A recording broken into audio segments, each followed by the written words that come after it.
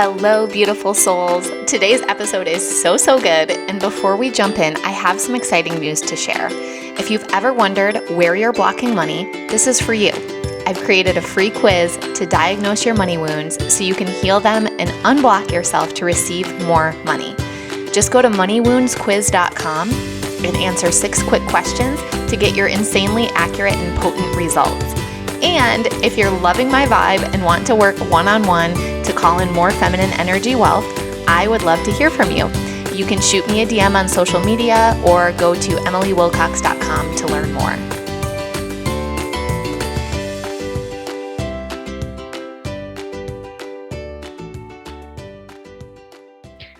Hello, welcome back to the Makes Money show. I am here to share November and my celebrations and stretches. And oh my gosh, so much happened in this month, so much good stuff to unpack. And before I dive into that, I do just want to share kind of a time-sensitive invitation. So I've been in an absolute creative vortex of reimagining my mastermind for 2023.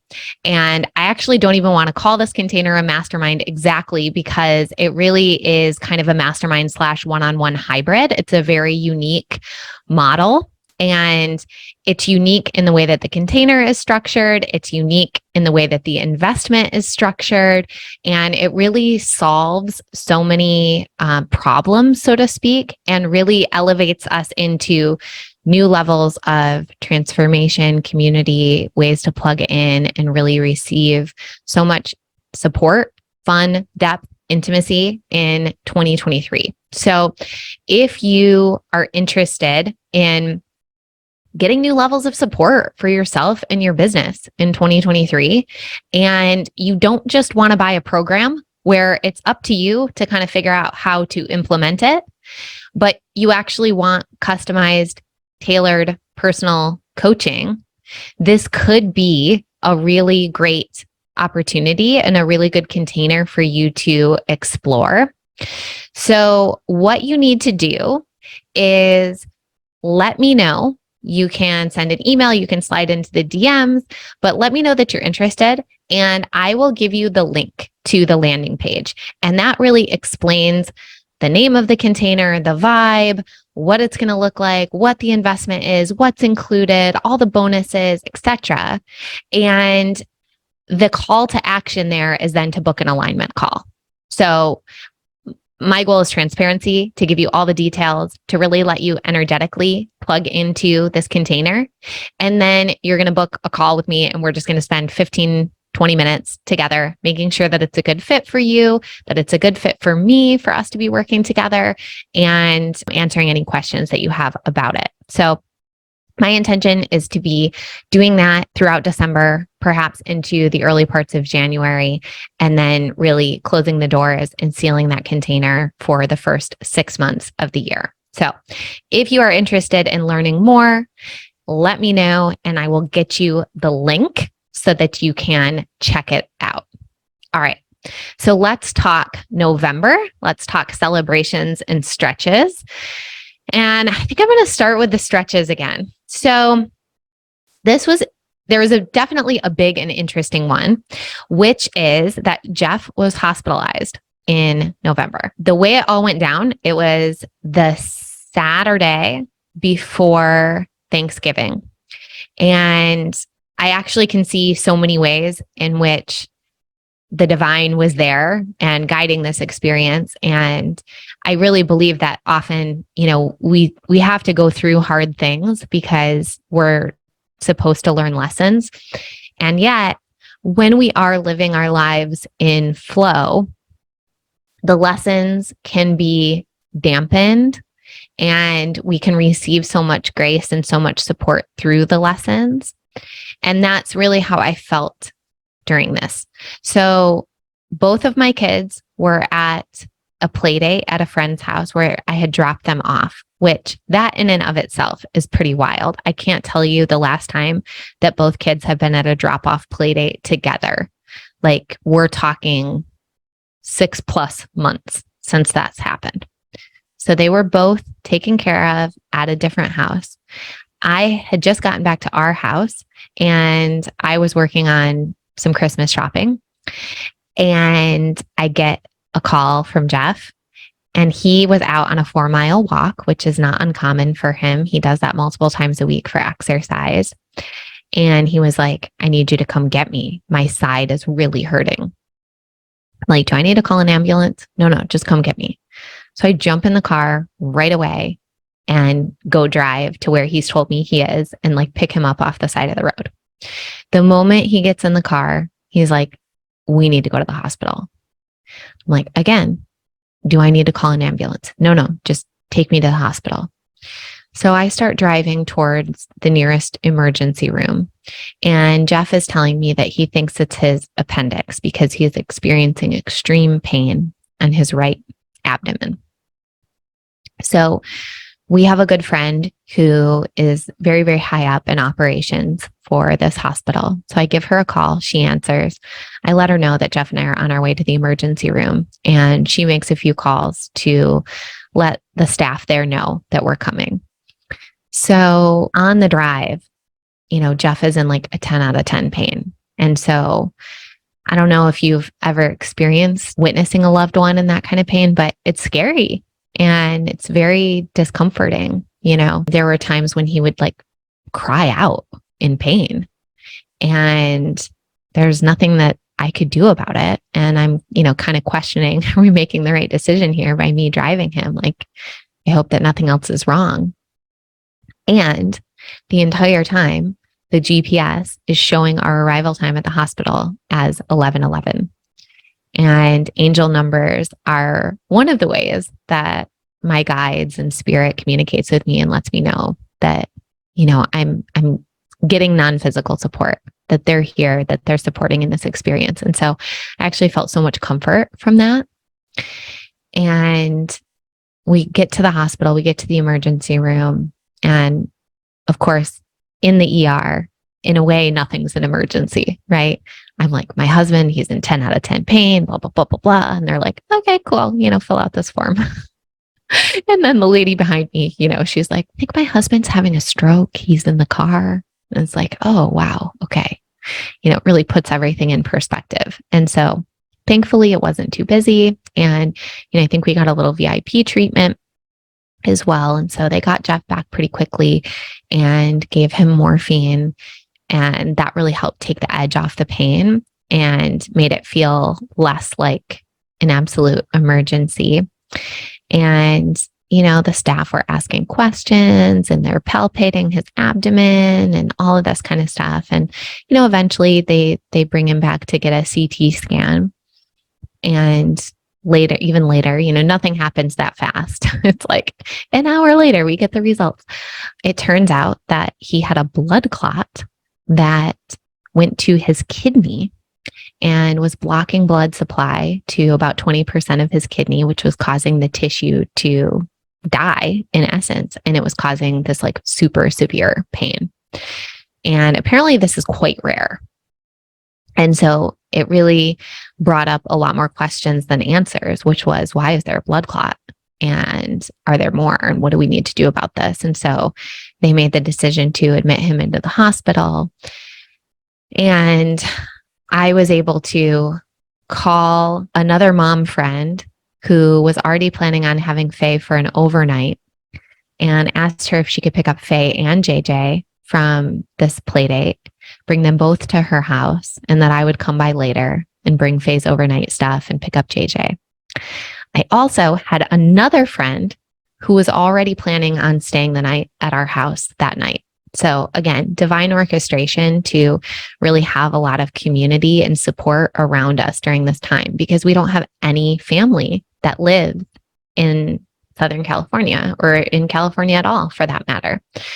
So I felt really grateful that I was able to receive so much help and support, and that the community really rose up. Our friend who works at the hospital came in, even though she knows she doesn't work on the weekends. She came in and brought me lunch and checked in on us. And we just felt so cared for during this. And ultimately, It ended up being about 24 hours in total that he was at the hospital. They gave him blood thinners. They ran every test under the sun on his heart and his blood, and everything came back good. So they basically speculate that it was COVID or the vaccine that caused the blood clot. And essentially, we'll never know. But he was able to get released and needed to really have extreme rest.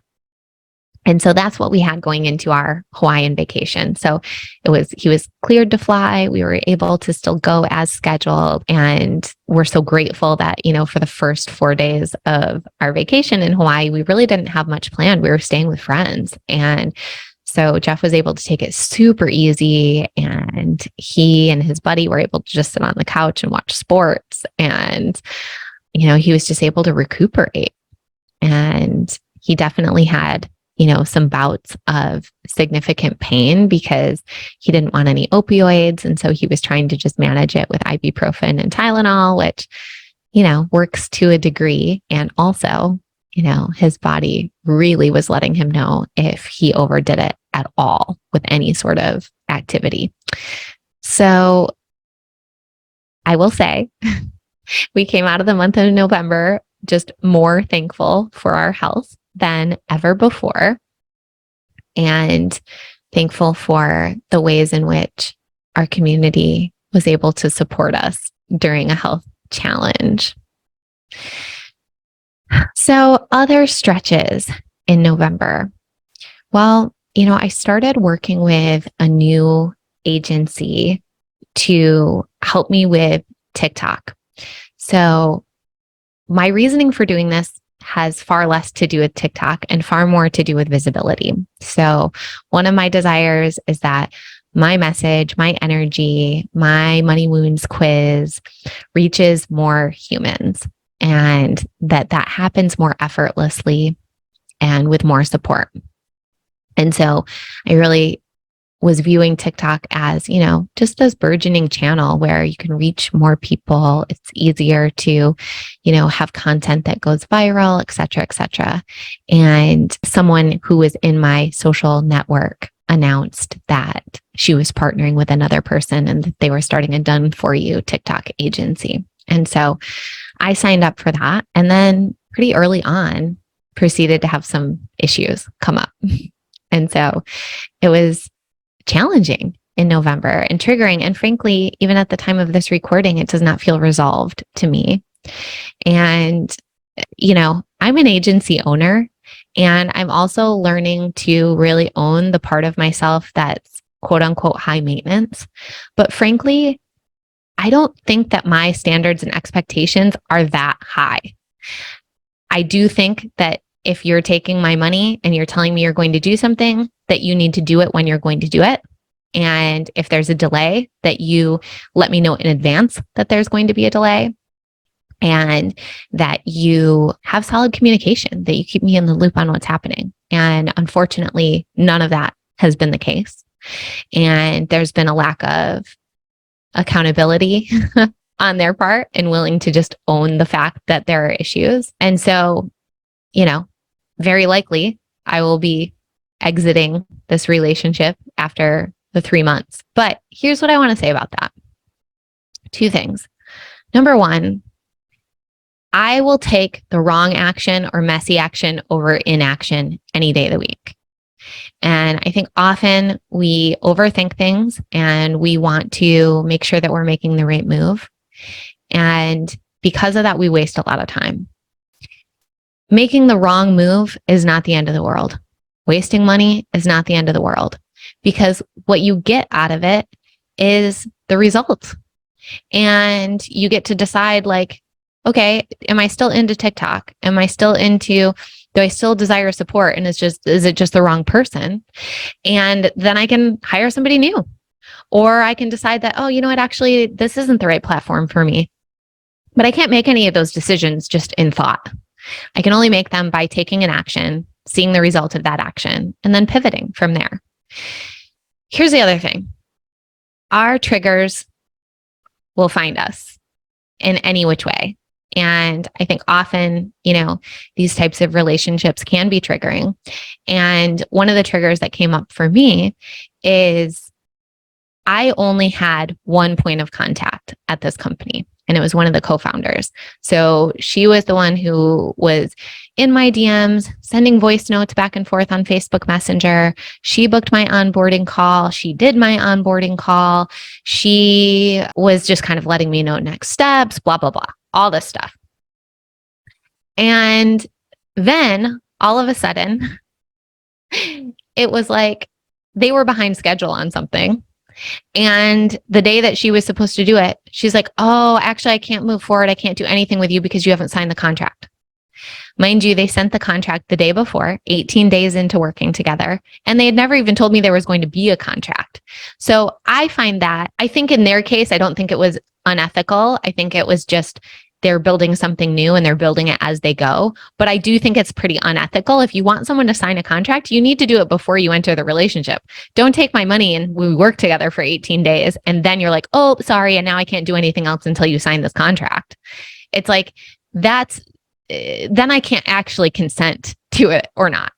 And so all of a sudden in the contract, it was like, there were all kinds of discrepancies and they wanted a 6-month commitment and blah, blah, blah, blah, blah.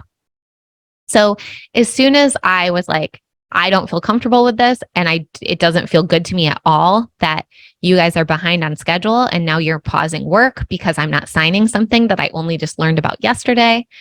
From that point on, I've not had one word of communication from the co-founder, not one.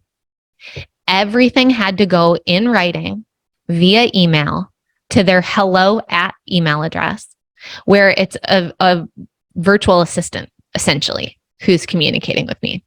And that has been all of the communication now moving forward. And I found this very triggering. And when I actually tapped into like, what is it? Like, what's going on below this situation that's triggering me? What it is that my mom, her way of handling things when she's upset or upset with you is the silent treatment. It's getting the cold shoulder. And what that feels like as a kid is a withholding of love. And so having an adult exhibiting that same behavior triggered my inner child who felt like there was a withholding of love. And so what I witnessed in myself was all kinds of different trauma responses. The part of me that wanted to just pull the plug and be like, well, F you guys. And the part of me that wanted to have a fawn trauma response and try to smooth it over and make it okay so that we could all talk again and blah, blah, blah. And so in that sense, I'm grateful for business and the ways in which we're gifted the opportunity to heal, but it doesn't mean that it's comfortable. And that absolutely was a stretch for me in November. And it continues to be a stretch. It's something where, I've communicated in what I think is a very kind and loving way, but also seeking to collaborate, seeking to work together to fix things. And what I've been met with has been a very kind of like cold, buttoned up business communication. And, that's unfortunate.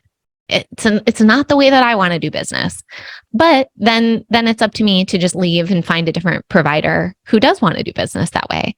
And, then there's the disappointment and the grief of thinking that something was going to work out with someone and it doesn't. And that's just part of it. So big learnings there for me in November. And then the last stretch, which I'll share more about perhaps next month, was really struggling with making a decision. And the decision was around whether or not, and if yes, which provider to work with to go on a tour of Egypt. So Egypt is something that I've been feeling called to ever since we were in Mexico City in the spring, and I got to go to the pyramids there. And I just really felt like the power of these ancient sites. And it made me feel really excited about going to Egypt in a way that Egypt hadn't even been on my radar. And so Egypt has been in my field, and I knew a couple of providers who were planning tours. And so I had been in communication with them and was really having trouble discerning why it was that it didn't really just feel like a yes to me. And I'm sure many of you can relate to that because I tend to be a pretty decisive person. But of course, I also have my wounds and my triggers and my traumas. And sometimes it can be difficult to discern what's really happening in this situation. And so what I was experiencing was that, there were two different tours kind of on the table, and neither one really felt like a yes. But part of it was that they were pretty pricey compared to what I would say is more like an average or standard price for an Egyptian tour. And we're talking like double the price. And so I was having a little bit of a hard time discerning whether it was just the part of me that didn't want to spend that much money, or was it really something else and that the tour actually wasn't aligned. And so I was just sitting with that and kind of wrestling with it, frankly. And I want to share it because I think we need to normalize this, that it really is okay. It doesn't mean that there's something wrong with our intuition, and doesn't mean that we're not being divinely guided, but we're also sometimes meant to just sit in the uncertainty for a while. And what I do know is that I won't move from a place of uncertainty. And so it's like, I will continue to make myself receptive and seeking to gain clarity, but I won't be moved by some sort of external deadline. So in the case of one of the tours, they wanted a decision and a deposit by December 1st. And it was like, well, unless I feel an absolute clear yes by then fine. The deadline will come and go, and that will be my decision, right? I am not going to be moved by FOMO. And so it took some time, and I wouldn't really say it was like a struggle in November. I'm just sharing like the places where there was some stretchiness or some opportunities to just put my own tools in practice. And I'm happy to say that a couple of weeks later, I did get a lot of clarity. So I'll be sharing that on my December update. So those were the stretches for November. There was lots of great stuff too, lots of exciting things to celebrate. First and foremost, we had an awesome end of season softball party, followed by an end of season soccer party. And I just can't even fully put into words how beautiful it is to be so involved with my kids' sports and in the community and meeting so many amazing families and just feeling like, we're continuing to put down roots and continuing to enjoy our home. Like we hosted both of those parties, and what a gift that we have a beautiful home and that we have a pool and that we're able to do that. As soon as softball ended, we also started going to the park and practicing baseball and softball as a family. And that brought me so much joy. And it's something that we've been trying to continue weekly since then. I also sent in the form to dissolve the LLC that's associated with our baby clothing company, our e-commerce business. And that wasn't on the stretch list because it actually feels like a celebration. I don't know, like maybe there's all the feels there, but it just feels right.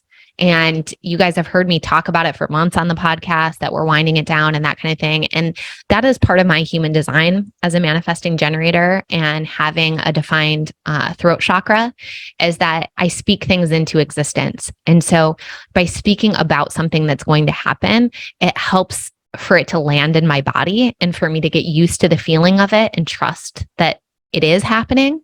And so the speaking about it is actually part of the process of dissolving this company. And so sending in the form was sort of like the formality, but it feels good to be, doing all of the necessary legal and administrative things to wrap up that beautiful chapter of our business as well. I decided to run some special sales on 11/11.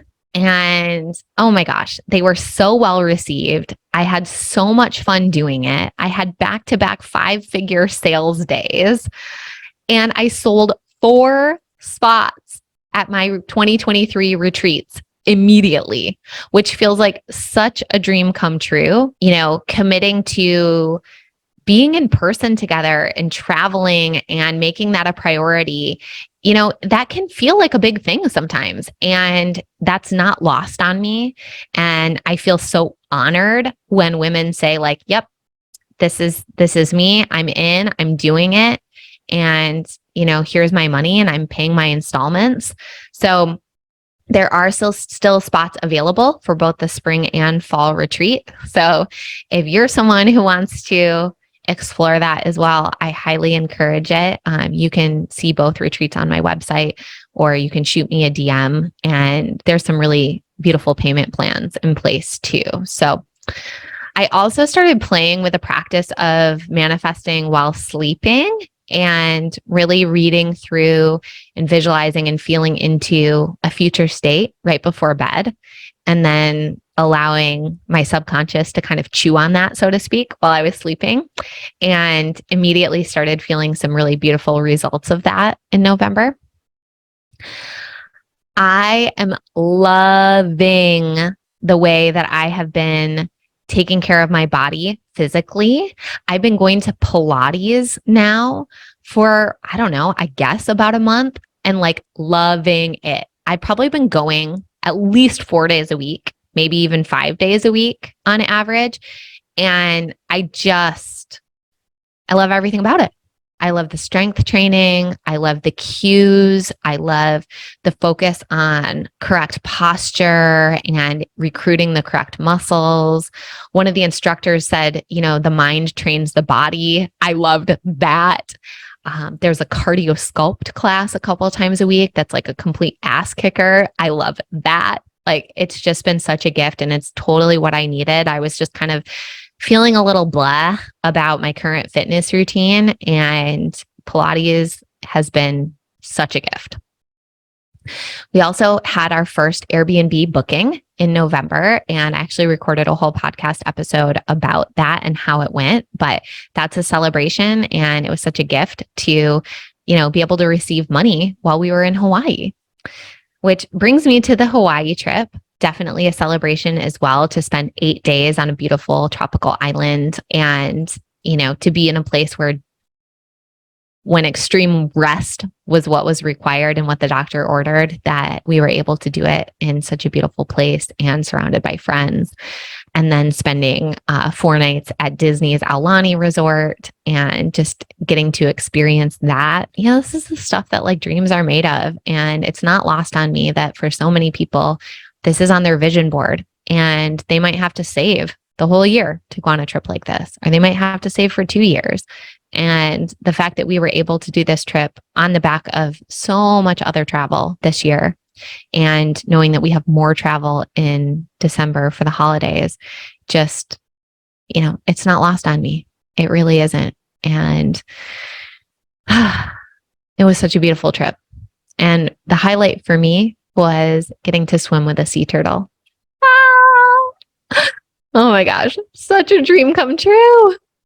Such a dream come true. And this was not like one of those like dolphin experiences, where you pay and you get to go into a tank and, the sea creature is there for you. This was spontaneous. This was natural. We went to a natural lagoon that you could walk to from the Aulani Resort. And sure enough, there was a sea turtle hanging out in the water swimming, and just like got to have a little energetic exchange with it. And it felt so magical. So magical. I wish I could say that the turtle swam right up to me and was just like drawn in by my magnetizing energy. And we just like swam there together for an indefinite period of time, but it was not that. Like, the sea turtle was kind of doing its own thing. And I was just got to be in its orbit, which, felt like a gift in and of itself. I was part of a book club a few years ago where we read this book. Now I can't remember what it's called, but it was all about this woman who lives on Cumberland Island, which is like a coastal island off the coast of Georgia in the United States. And she has really been a pioneer in sea turtle research and understanding why they were washing up to the shores dead, and getting some of the legislation and the laws changed around shrimping boats and making sure that turtles aren't getting caught in their nets. And I learned so much about sea turtles from that book, and they're just absolutely incredible creatures. Like they, they're born, they hatch, they go into the water, and then they spend like 30 years swimming 10,000 miles. Like they'll swim from the United States all the way over to, off the coast of China, and they're just hanging out, they're maturing, they're eating, they're doing their thing.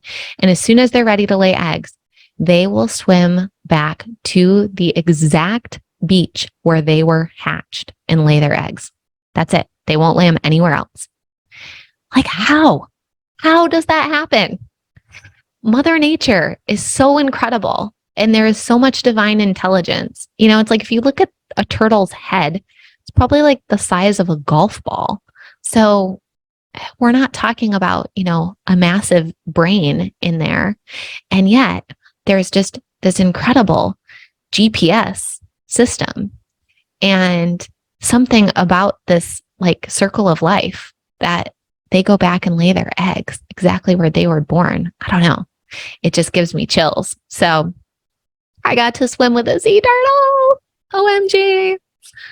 And then while I was in Hawaii, of course, it was also Black Friday and Cyber Monday. And so I had really given myself a huge gift in November of setting all of that stuff up in advance. So building all the sales pages, writing all the emails, setting everything up so that I could be on vacation and just receiving money and sales and new clients and just be in the fun of it and not having to do all of the heavy lifting and back end work that's associated with running, multiple offers and multiple sales across a 5-day, selling window.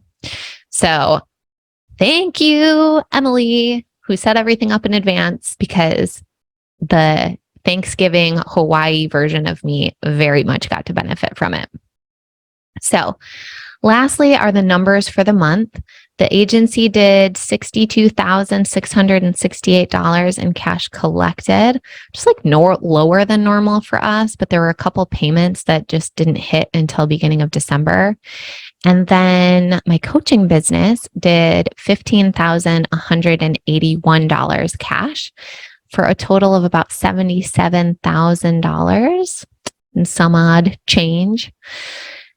So that was November. I hope that the month was full of beauty and surprise and delight for everyone listening. And I hope that in me sharing my celebrations and stretches, that you see something of yourself in there, either something that you want to aspire to or something that you can learn from, where you can extract the lesson and apply it in your own life without having to go through a painful experience. Or perhaps you're like me with wanting to run some special sales, but needing to set it up further in advance. And that was something that, I really had to vision into, because there were definitely some selling weekends, or selling special days, I guess you would say, over the past year, where I saw other providers offering their specials. And I realized geez, I really would like to get my act together so that I can do it, but I don't have to do it on the fly. And now this was the fruition of that. And maybe that's something that you want to take away too. So I hope I've inspired you. I hope I've encouraged you. I hope you've learned something from this episode, and I will talk to you soon.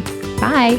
Thank you so much for tuning in to today's show. Before you go, I have something fun to share. Now, when you leave a review of the podcast on Apple, Spotify, or YouTube, take a quick screenshot and send it to hi@emilywilcox.com. You'll be entered into a drawing to win a free one-on-one Voxer coaching day with me, and you help the show reach more new listeners. Such a win-win. I also invite you to follow me on Instagram at mmakesmoney and to jump into my free Telegram community, The Money Club, which is linked in the show notes. Until next time, I'm sending you all the magic money vibes.